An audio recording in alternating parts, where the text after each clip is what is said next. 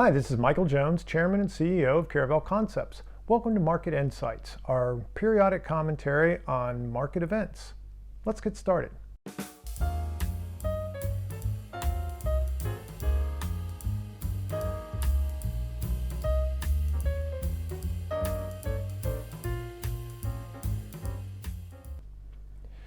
This week's Market Insights is addressing a very somber topic, and that is the potential market implications of a second Russian invasion of Ukraine.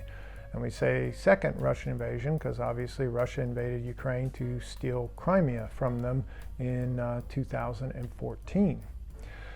So, as we tackle this very somber and difficult topic, we should first make clear that we hope that an expansion of this war will be avoided. We have business partners in Ukraine, and our constant prayers are for the safety of them and their family and the entire Ukrainian people. But hope and even prayers are not a strategy. And we need to understand the implications of further Russian aggression against Ukraine. And we need to understand it because this could be a European war involving one of the largest and most powerful militaries in the world. We haven't seen something like that in Europe since World War II.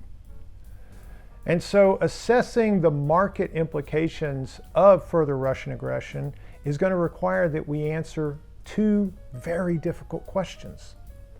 Will Putin actually launch an invasion? And if he does, how horrible will the resulting war be?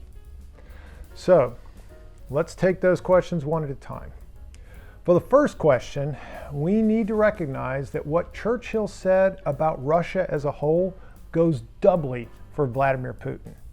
Churchill said that Russia was a riddle wrapped in a mystery inside an enigma. And that is absolutely a perfect description of Vladimir Putin, because Vladimir Putin was a KGB agent.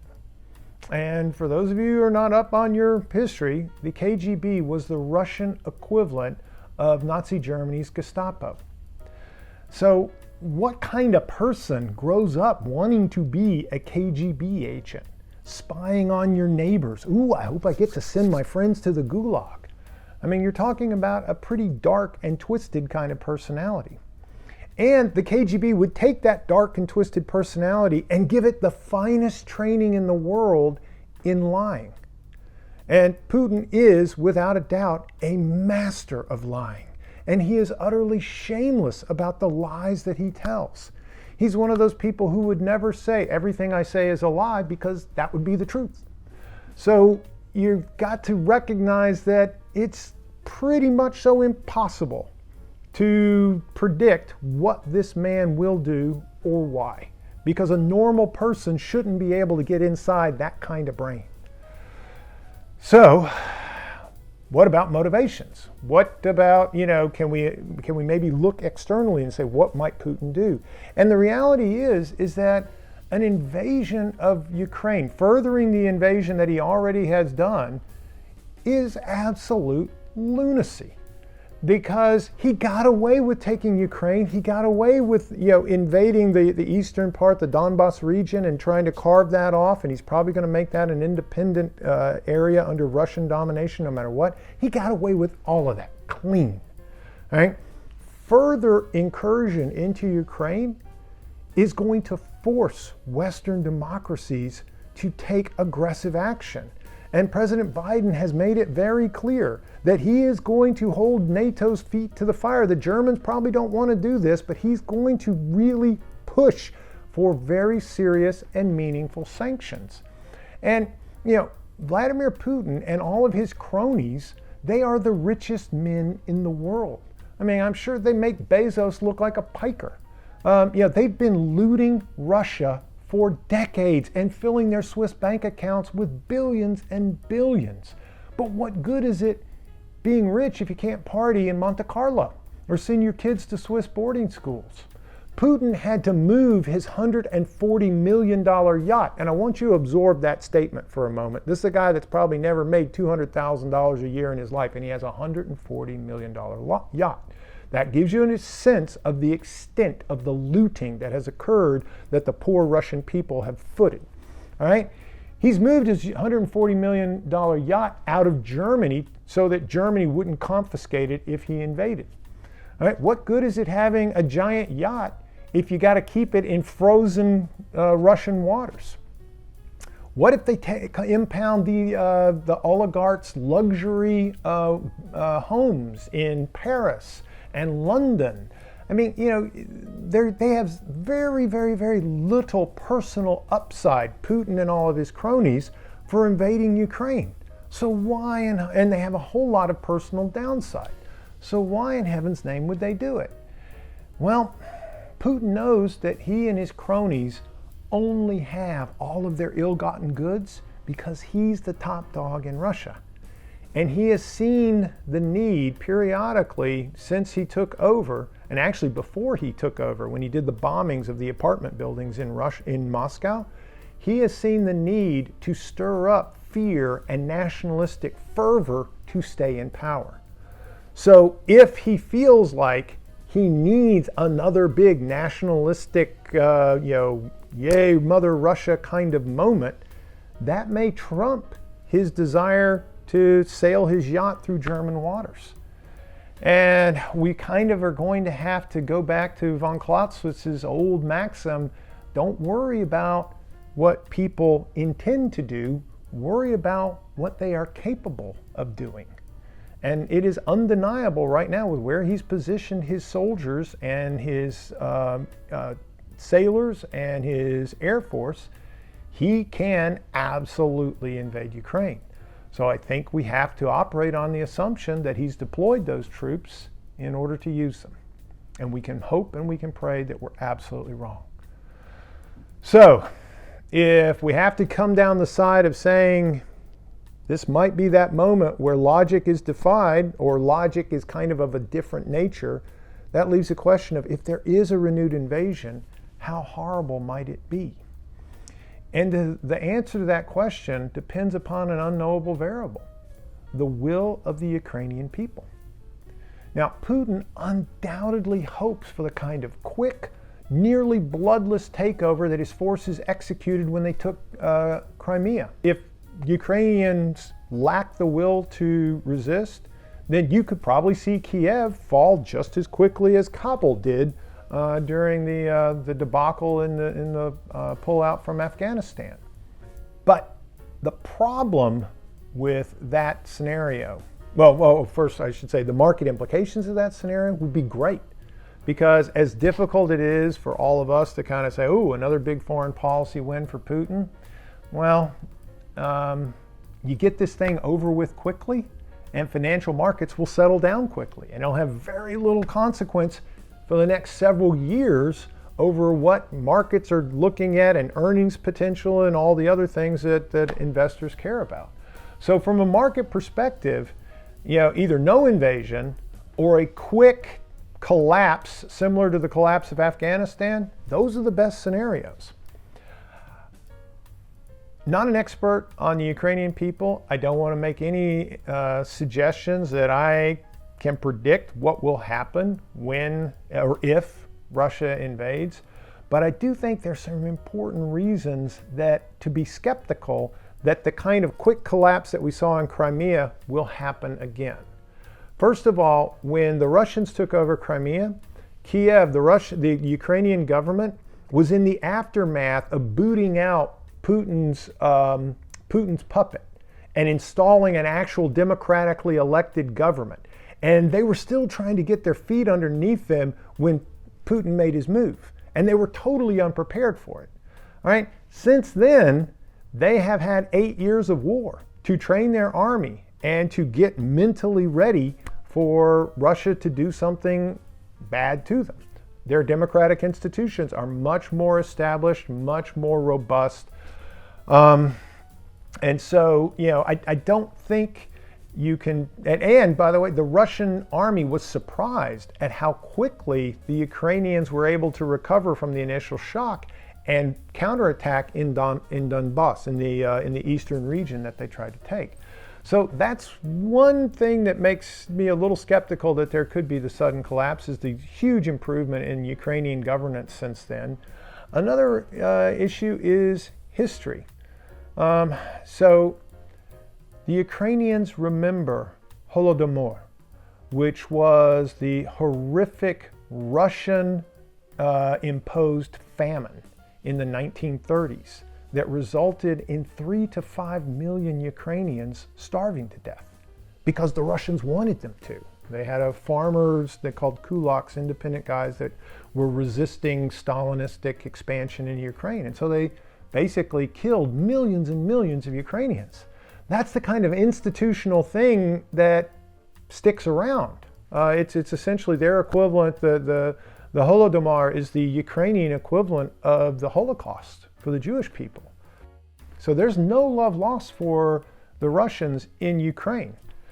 And the other history that is there is the 8 years of war with Russian-sponsored separatists and the 10,000 Ukrainians that have died.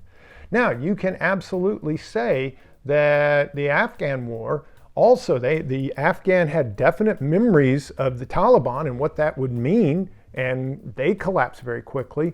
But very differently between the Afghan situation and this, the Taliban, as much as we may hate them and not understand how this could be, the Taliban was extremely popular in rural Afghanistan. They actually had a base of support in the country. The Russian army doesn't have that kind of support. As a matter of fact, even the Russian-speaking Ukrainians have largely turned against Russia as this war has ground on for the last 8 years. So there's not that same internal support for the external invader that we might that we saw in Afghanistan. So unfortunately, I believe that if Putin defies logic, if he defies the financial interest of himself and all the other cronies that he has that have been looting Russia, and he says we're going down the nationalist track and he goes for another invasion, then I think we should assume that Ukrainian forces will resist and that the war could be long and tragically bloody. So, what might it look like? Well, Russia would have air superiority from day one, hour one, minute one. The Ukrainian Air Force has absolutely no hope. And that more than offsets what's likely to be rough parity in numbers of troops and tanks. Having the same number of tanks doesn't really count if they're airplanes that can blow up your tanks. So if Ukrainian leaders are wise, they're probably going to avoid a set-piece battle where they try and take on the Russian army to army. And they'll do kind of like what the Taliban did. And they will go into the hills, they'll go into the cities, and they'll try and make this a protracted war of attrition, where it'll be very, very difficult for the Russians to kind of finally extinguish them because they're everywhere and they're nowhere. Now that's a horrible scenario for the Ukrainian people. It's a scenario that would suggest a lot of civilian casualties, because as we saw in Afghanistan, the Russians have no compunction about taking out a village or an entire city block if there are a few Ukrainian soldiers there. So it could mean really, really difficult times for the Ukrainian people, and we pray and we hope that it doesn't happen. If it does, NATO can be expected to resupply the Ukrainian army and rearm them from the adjacent NATO countries that are all around Ukraine. And that could mean that Putin essentially repeats the mistake that the US and the USSR made in Afghanistan, that the British made in Ireland, that Napoleon made in Spain, that the Spanish made in the Netherlands, etc., all through history. And that is, no matter how dominant your military is, you can't defeat a domestic insurgent army if that insurgent army has support from the surrounding countries. That's been the lesson of history. That's the lesson we just had to learn again in Afghanistan. And it could be a lesson that Putin has to learn in Ukraine at great cost to the Russian people and at great cost to the Ukrainian people. So what does that mean to financial markets if this grim, horrible, I hope it doesn't happen picture comes true? Well, the reality is that Bismarck once said that God looks after drunks, fools, in the United States of America. And what he meant by that is we are surrounded by big old oceans, and we're kind of removed from a lot of the implications of this. It doesn't mean it will have no implications, because this is happening in Europe. We have a lot of allies and NATO allies. It's going to mean that the world is a little more uncertain. It's going to mean that risk premium for financial markets have to go up, because even though in all likelihood this will be contained, you can't bet 100% that it will be contained, because conflict will be happening right there on the Polish border, and Poland is a NATO member and a close ally, and there are going to be a lot of U.S. troops in Poland. That's going to keep investors on edge. That could increase the risk premium on equities. A very clear implication of an invasion is oil. Oil will be under upward pressure because Russia is the number 2 producer. And they're going to, I think there's going to be real restrictions in what they can sell to Western markets. They're already making arrangements to sell all their oil to China. But that means that there's less in the kind of markets that determine prices in the U.S., and that's going to mean upward pressure on oil. Bond markets, the traditional reflexive instinct of every bond investor is when there is big instability like this, you go and you buy treasury bonds. So you could definitely see bond yields fall and bond prices rise. Does that mean that I would suggest you run to buy bonds? And the answer is no. If there is a significant amount of instability, if it is significantly worrisome for the Fed that they would slow down their tightening in policy, that again would create a short-term rally in the bond market, but it's short-term gain for potentially long-term pain, because those higher oil prices mean, and a more cautious Fed could mean that inflation is with us for longer. And that means that after adjusting your returns for inflation, bonds could really provide significant losses. Even though they look good on your statement, net of cost of living, you could have some pretty significant losses there. So even though equity risk premium could be rising, you'd probably still be better off, and which means a pullback in equities, you're probably still long-term better off in equities than in bonds at these kind of yields. Gold is already up, and it's likely to stay elevated. It is another one of those reflexive purchases whenever there's geopolitical instability, and it could jump big time if the Fed announces that they're going to slow walk their tightening because of what's happening in Ukraine and the increased geopolitical instability.